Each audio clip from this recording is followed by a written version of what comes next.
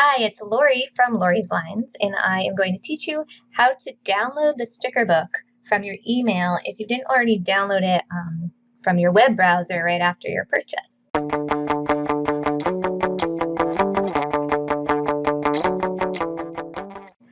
So you will get an order confirmation in your email.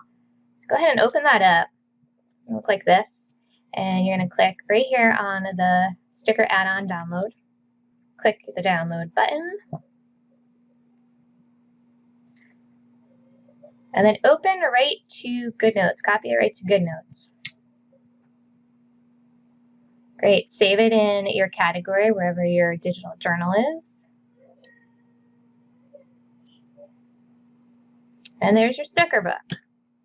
If you have any questions, just leave them in the comment section below and we will be sure to help you out. Don't forget to hit my subscribe button and I will talk to you soon.